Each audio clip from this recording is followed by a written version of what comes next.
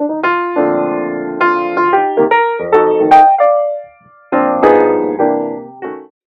back to the reading studio. Let's read another chapter in Tornado by Betsy Byars. This time it's chapter 5 called 5:30. Let's get reading.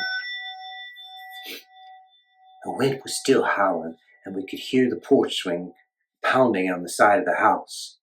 Something like a tree branch hit the cellar doors. Pete said, one more quick story about Tornado. Not too quick, I said. I like all the details. I think he winked at me. My sister Aloud had a cat. Its name was 5:30. It got the name because the cat used to come to our house every day at 5:30 to get something to eat. We didn't know where the cat came from, but it would jump up on the windowsill and my mother would say, "Well, it must be 5:30. Here's the cat." Pretty soon my sister claimed the cat was hers. She tried to change the name to Silver Queen for the kind of corn my daddy grew. She called the cat Queenie. The cat was 5:30 to the rest of us.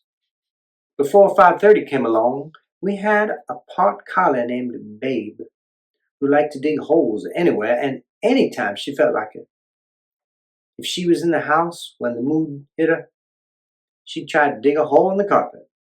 Now, Tornado was not a dog to go around digging for the pure pleasure of digging. If he dug a hole, it was because he needed it. He took a lot of pride in the holes he dug.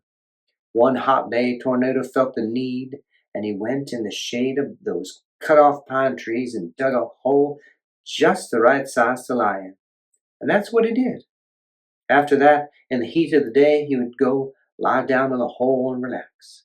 He got it right the first time, like he did most things, and never had to dig again. Well, one hot day, he went out to lie down, and there was 5:30 in the hole. She was licking a little loose dirt off one paw. 5:30 looked at Tornado.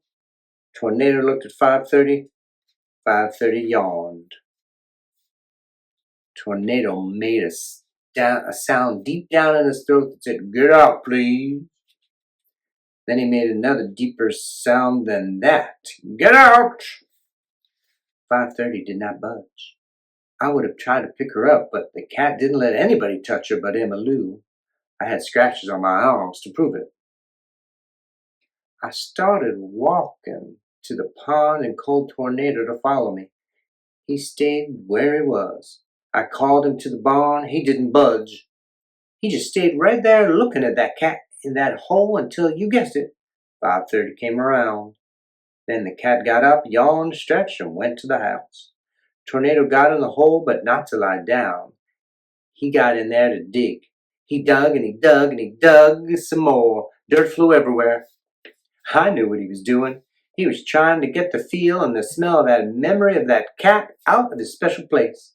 And I knew he couldn't, even if he dug all the way to China. And he was already 12 inches on the way. When he got there, it would still be 5:30. "Stop that dog!" my mother cried from the window. "What's gotten into him?" 5:30, I called back. "I didn't ask the time," she called. "Get that dog out of there and fill in that hole." I did what she told me. I knew I was doing Tornado a favor, but he didn't see it that way. I pulled him out by the collar and locked him in the shed. He struggled a lot on the way there, and he barked the whole time I was shoveling the dirt back in the hole. He took the loss of his lying down hole hard. He never, to my knowledge, went in the pine trees again.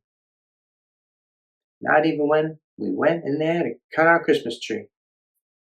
Our half of Christmas tree, I might say. As far as I know, Tornado never dug another hole, and every time 5:30 come around, he looked the other way.